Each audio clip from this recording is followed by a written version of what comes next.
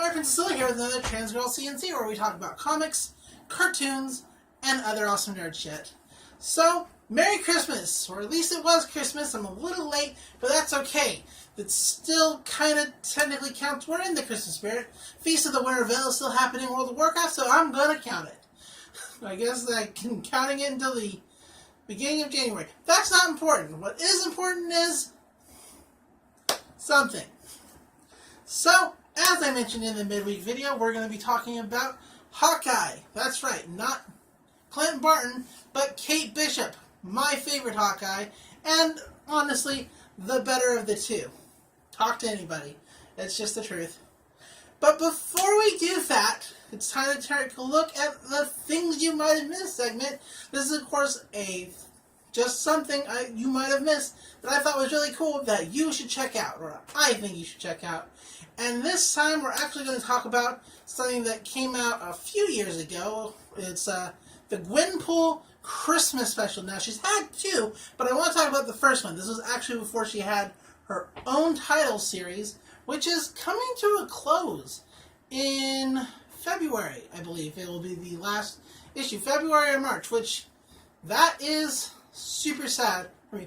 But the first Gwenpool Christmas special, which probably cemented her as getting her own series, is quite incredible. It follows all these little different things that she's doing, but in that is also other different stories, and they all kind of come together in the end.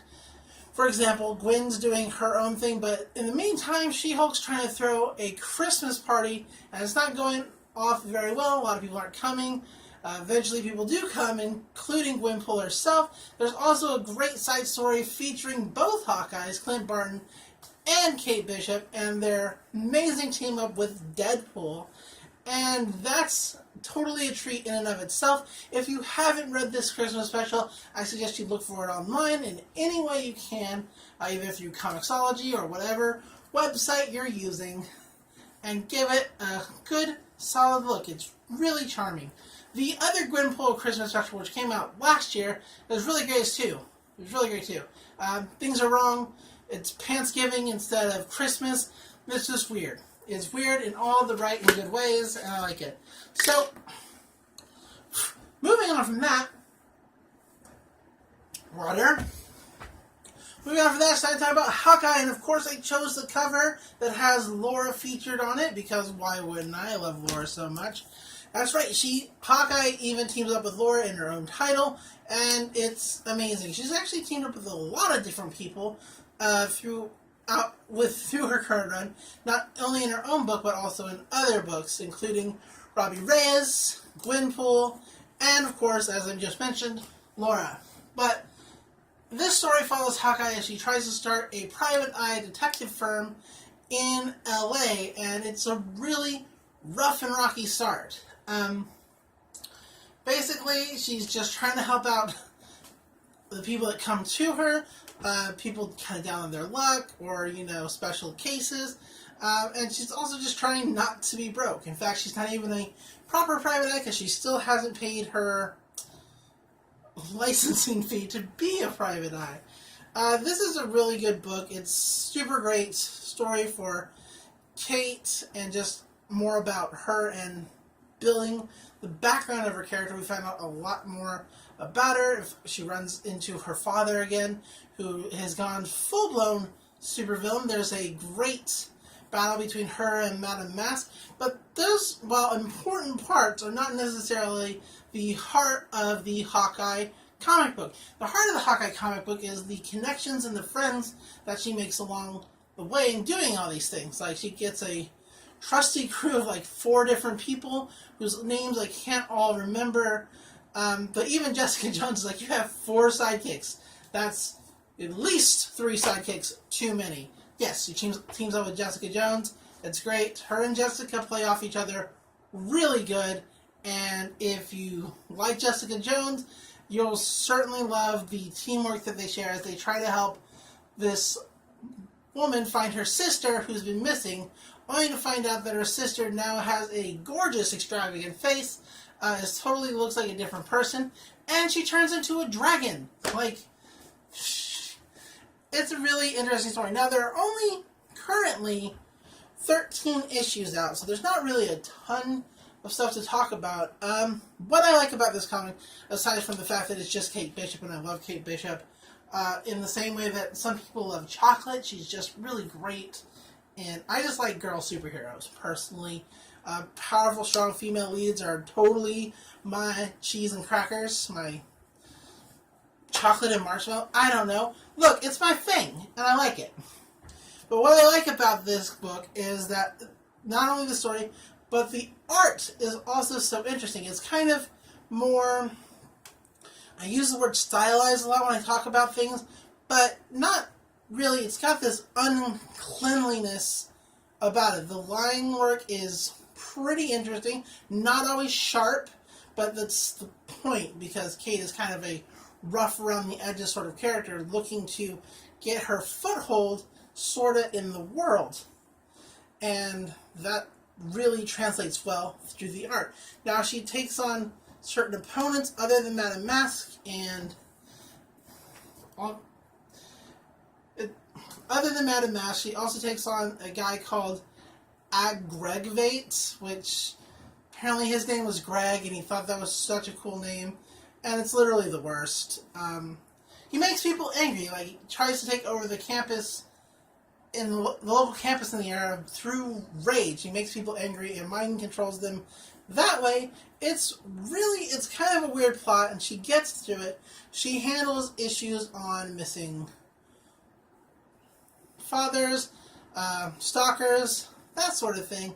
And the heart of the story is how she relates to all her cases, more or less. Like, not necessarily so much the stalking case that she gets in the very beginning, but another case that she happens to take on is a girl's father is missing, and Kate herself is currently going through father issues. Like I said, her father has become this full-blown supervillain guy, and she doesn't really know how to handle that, how to process that. Also, she's remembering things from her past that she didn't look at quite the same way when she was a kid, and now she's looking at it with a different critical eye.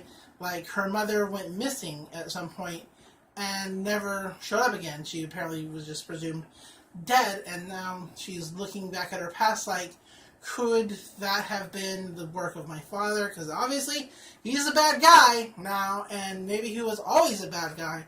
And so it's very complicated feelings that she's trying to work through. In fact, her encounter with Madame Mask doesn't actually go the way you would think it would. She does get into a kind of knockout, drag-out fight with arrows and throwing knives and all sorts of things.